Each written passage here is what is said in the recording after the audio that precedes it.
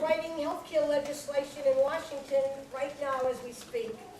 And we hope to have a conversation with our congressman about the healthcare, which is impacting us, and what's going on with the healthcare debate in Washington, because it's getting a little scary there. Many of us have gone on record for a long time as supporting single-payer health care. Why? Hear, hear.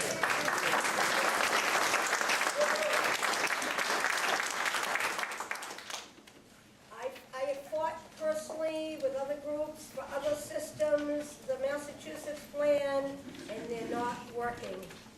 And we're seeing every year that our insurance premiums, for those of us who are lucky enough to have insurance premiums, are going up, but our services are being cut back. Each year, they're being cut back. And in the same sense, the insurance companies are making huge profits. It's shocking. Single payer, basically, I have people who continually ask me exactly what is single payer.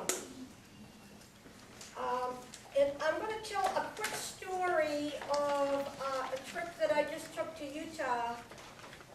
It was for a birthday and anniversary celebration with some old friends. And my friend's daughter came in from Norway, where she lives now, with her husband. And I said to her, well, Jen, when are you coming back to the United States? And she said to me, I cannot afford to come back because in Norway, all my insurance, everything that I have to have done, and she's a girl with a lot of health problems, everything is paid for. And she doesn't have to worry about it. So she cannot come back to America to live because the other company, she has pre-existing conditions, the other companies won't take care of her.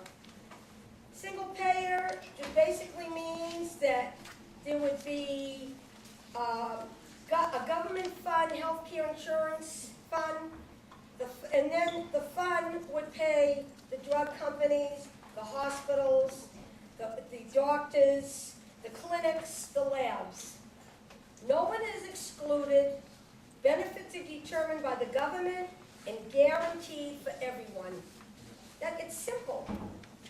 However, our understanding is, and it's more than our understanding when I wrote this, because I've been listening, and not only is single payer not being talked about, they don't even want to listen about a public health insurance plan.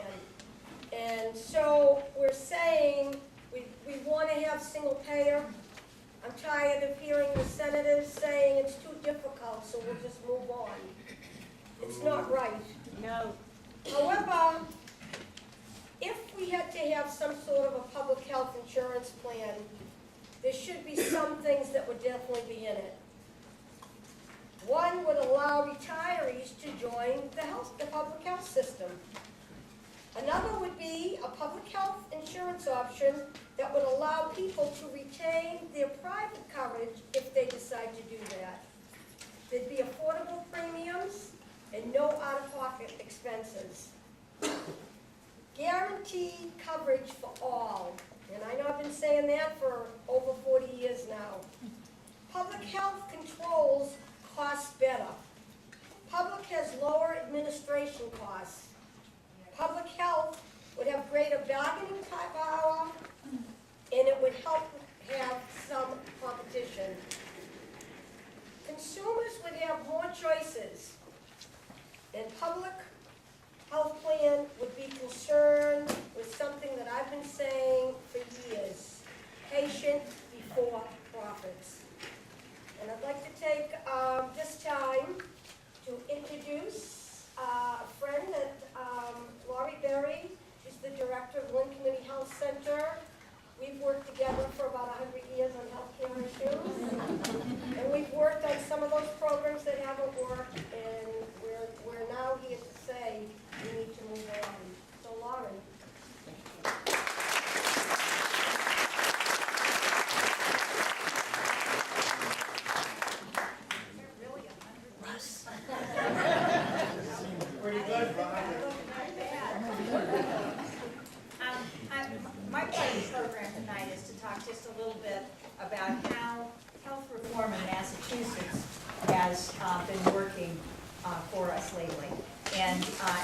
I'm going to speak about what it's like at the Lynn Community Health Center and what it's like for our patients.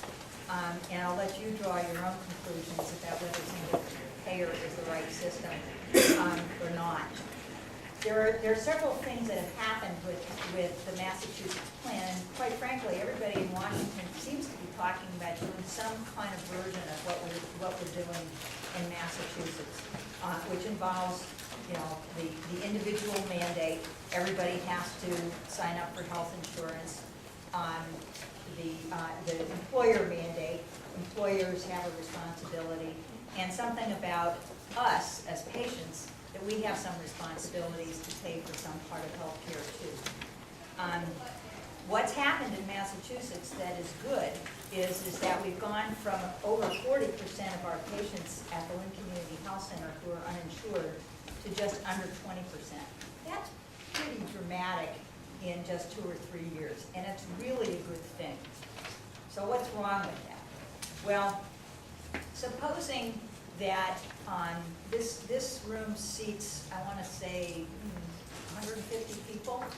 Supposing we sold tickets to 500 people and said, now you have access to this room. So that doesn't mean that everybody's going to get a chair. And that's kind of what happened with health reform. Everybody now has insurance, but there aren't enough primary care doctors to go around. And that's, in the end, a major problem. So people are not getting the kind of feet on the ground, basic care that they need to be healthy. They're either not accessing care, even though they have now a card, or they're accessing more expensive forms of care, like the emergency room or specialists, and not necessarily getting healthier. What are some of the other problems? Well, our patients are confused, as we would be. I don't know about you, but I really need help when I'm doing my taxes. The forms and everything, I'm not familiar with them.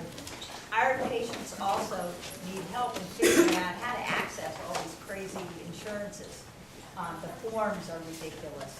Figuring out where you fit in terms of your income, what your premiums are going to be, what your co-pays are going to be, what you're going to have to pay for prescription drugs.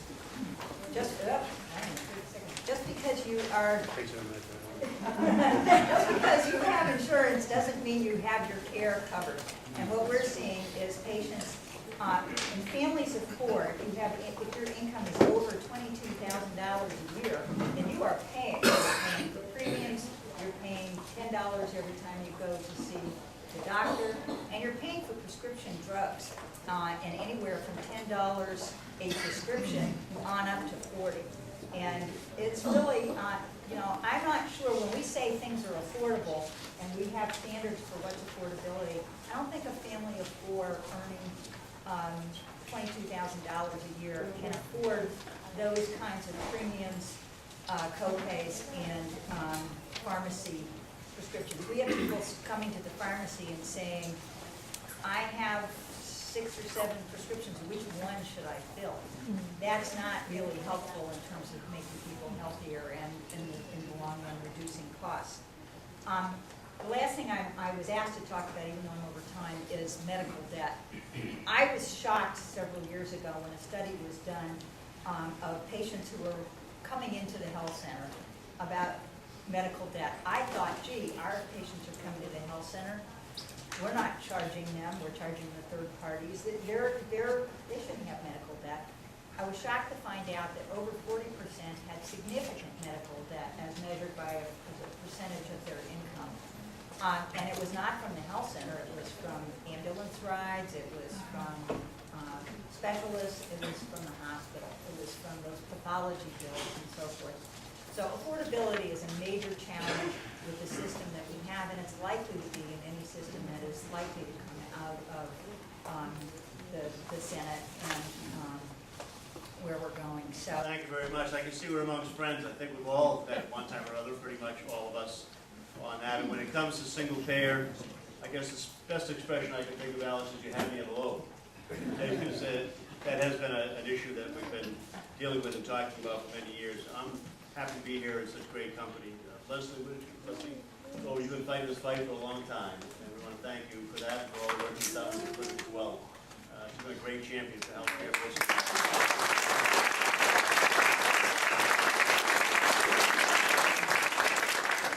Very fine that I think the city of Lynn and any surrounding areas realizes the treasure of the work that you've done with the clinic.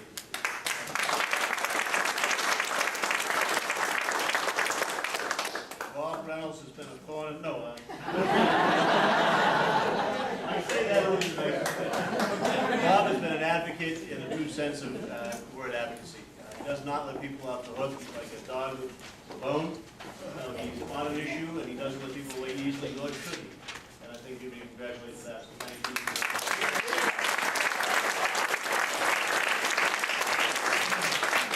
Our friends here from Mass Senior Action, we've thought the fight many times back in 2003 with the prescription drug bill, the Medicare bill, when we all knew that that was a lousy bill that the Tom DeLay and Mr. Townsend and others were putting through, and that the AARP eventually sold people out on that bill in a very concerning way. That's the group bill that the AARP told us 3 weeks beforehand if anybody voted for the bill, they would be ostracized by the AARP and all their membership, and they listed 9 things that were terribly wrong with the bill. And then 2 days before the bill, with none of those things being corrected, they switched and supported the bill. It probably had a lot to do with the fact that it won by a couple of votes after being 50-minute vote went 3 hours, and 3 a.m. to 6 a.m. in the morning. But one of the problems with that bill was mentioned earlier. It not only wouldn't allow or wouldn't encourage Medicare to negotiate with prescription drug companies for a lower price. Dealing in bulk, we had 38 to 40 million seniors, so you could have got quite a nice deal. It prohibited them from doing it, which makes absolutely no sense at all. When you look at the Veterans Administration program, you look at Medicaid, you look at Native American programs, all of them negotiate with prescription drug companies on behalf of their larger membership, and all of them get significant rebates and reductions in their fees. It would make a tremendous difference in Medicare, and it'll make a tremendous difference should we do that in any bill that we're looking at. I could tell you a lot of different statistics here on why we need healthcare reform, but you're here because you all know that. But I think what's easy just to point out a few. Since 1987, the cost of the average family health insurance policy has risen from 7% of family income to 17%, right, this median income. In 2007, 60% of all United States bankruptcies were due to medical costs. I'll tell you, almost 80% of those people were working and they had a health care policy. So they just extend beyond all their benefits on that. America's small businesses are struggling to pay for health care, with small business premiums rising 129% since 2000. When I first started talking about this, small businesses were not necessarily single-payer advocates. You know, small businesses were afraid. We're listening to all the rhetoric of the United States Chamber of Commerce, which is a huge mistake here. Some people think that actually represents small businesses. But it does not. It represents very large businesses, and their interests were often at odds with our local business people here in the community. But they would realize that they were competing with somebody across the street who might not cover their employees, while they were having higher costs because they did cover their employees. Things like that finally got home. We find a lot of small businesses now out there advocating for reform and for change. We all know that there's at least 46 million Americans who are uninsured, and that about 85% of them, of course, are working families. So this is sort of absolutely intolerable. If we don't do anything, have any change and reform, by 2018, spending on health care will rise to $4.4 trillion. That's more than 20%, more than a fifth of the economy. And we now spend in this country more than twice as much per capita on health care as almost every other country in an industrialized nation spends on their health care, and theirs is usually universal health care. So that's just part of the situation on that. That's the problem with our healthcare system now and where it leaves us. A large part of the problem, in my mind, is the system that we have, and Laurie was showing here. She'll hold it just square. She'll show the diagram of healthcare in this country. You know that. But what really is a part of the problem here is between the patient, who should be the beneficiary of all of this, and the payment source, or insurance companies. Insurance companies, and every time we've had a hearing, including the one that Rob mentioned earlier, when the subcommittee that I'm on, and the Educational Labor Committee, had a hearing, and we had an array of panels and the panelists. My question to them all was, for each of them to spend a minute and tell me exactly what value added to direct patient care insurance company provided. Not a one of them offered up anything at all. They're a middle person. And they spend a lot of their time trying to avoid care. How do we know some good examples of this? Well, we had a subcommittee on oversight investigations hearing, and we had the CEOs from WellPoint Inc., from United Health Group, and from Assurant Inc. And they all came and they testified. We were concerned, and we told them we're concerned about the fact that companies were canceling coverage for more than 20,000 people in order to avoid paying more than $300 million in medical costs. That's over a 5-year period. We knew that policyholders with breast cancer, lymphoma, and more than 1,000 other conditions were targeted for rescission, the process they call rescission, where the employees or the insurance company are praised for terminating people's policies. Right? And they do that based on a pre-existing condition and failure to notify the company of that. So here were 3 of the witnesses said. Robin Beaton, a Texas nurse, said she lost her coverage after she was diagnosed with aggressive breast cancer.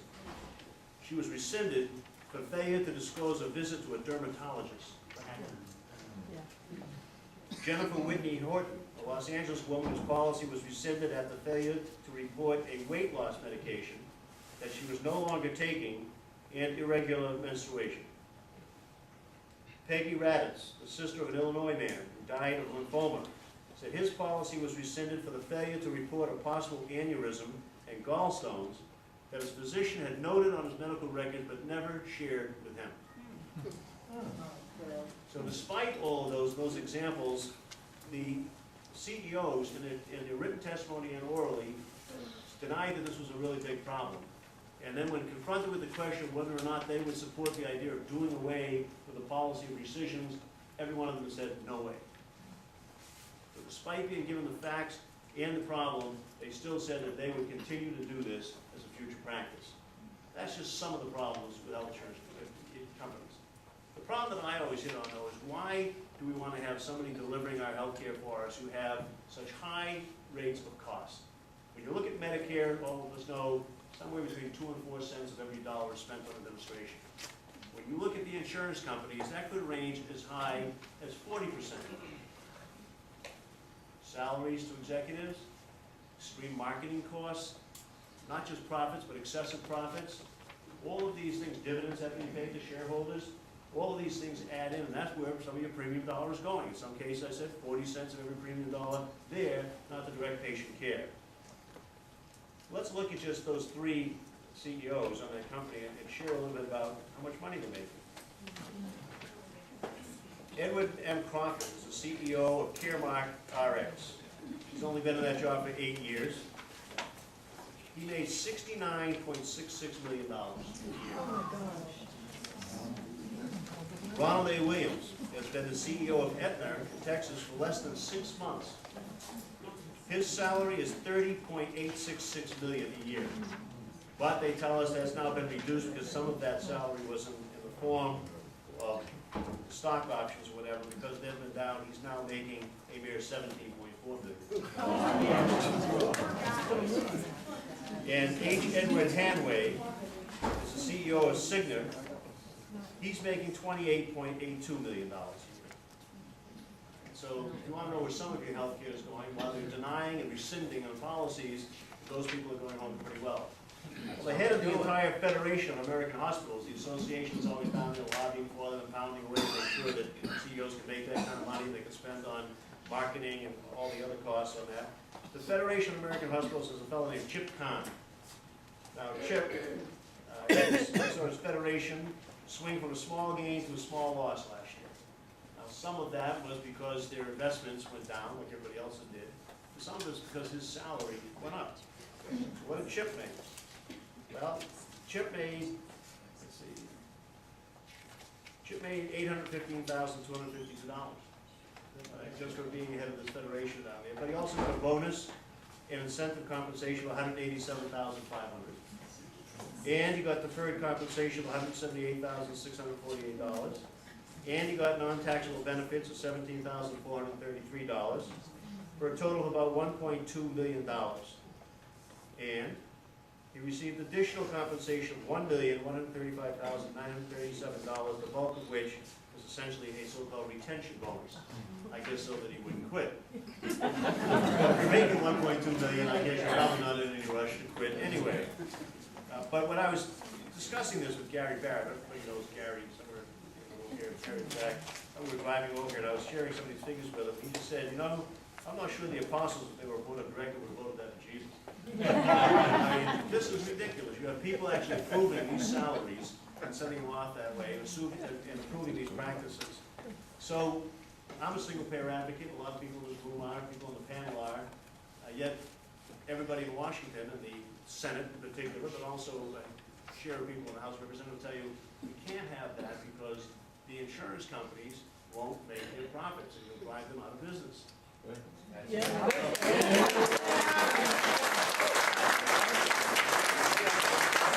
you listen to President Obama the other day say the question, if people think that the government is so bad and shouldn't be running a program like this, then how is it that they're all deathly afraid that if they're allowed to have a public option plan, they're going to be so good they're going to drive them out of business? You know, which way is it on that basis? So this is the kind of discussion that we're having down there that'll just drive you insane as a member on that. I can tell you that from first-hand experience. And we were dealing with it. I wasn't around for Marty Russo's bill. That was before my time. When I got in Jim McDermott to the state of Washington as a single-payer bill, it was the first bill that I signed on to. Then John Conyers has the bill for single-payer health care. Now I'm on that as well about those. I filed a bill for a state option, saying that every state ought to be able to do a pilot program at least. We weren't going to do it in the country. Have a pilot program of putting in, and among those that they could choose from would be single-payer. And now we've refiled that bill again, saying that even if we have a plan, a national plan, if it isn't single payer, then hopefully that plan would allow for states to develop their own single payer plan and find some room within that large national concept on that, because it is the way to keep costs down and provide more dollars going to direct patient care than any other plan that's out there. So this is all happening, and we're moving around on that. I think you find out that single payer is in the minds of Senator Kennedy, apparently, and Senator Baucus, for sure, on the Democratic side, not an option. For Senator Grassley and the Republicans, of course, health care reform is an option. And you got all the Republicans, I think they're about failure right now. They're about not wanting to do much at all. Their political advisor, Mr. Luntz, or Luntz, whatever his name is, put out a memo saying, if this president and Congress pass health care, that'll be the end of our party. So that's the perspective.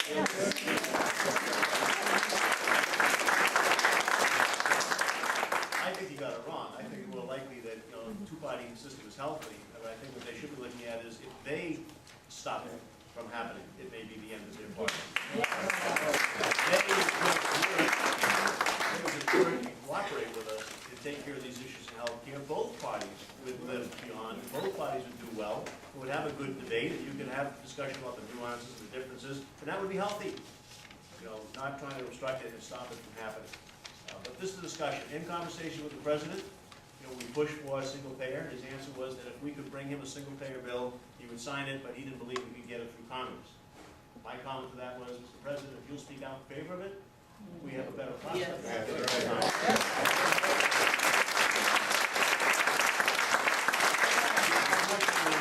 decided not to. So what is now being a substitute for the next best thing, I guess, is the public option on that. And everybody's pressing on after that. Of course, people that fought against single payer now want to fight against the public option. And if they're not going to defeat the public option, they want to make it look as much like a private plan as they can and burden it down with all the things that are burned down with the private plans to try to make it non-competitive. So that's where the fight is now. The fight is to have a good, strong public option that would do a lot of things. And I'll close with this.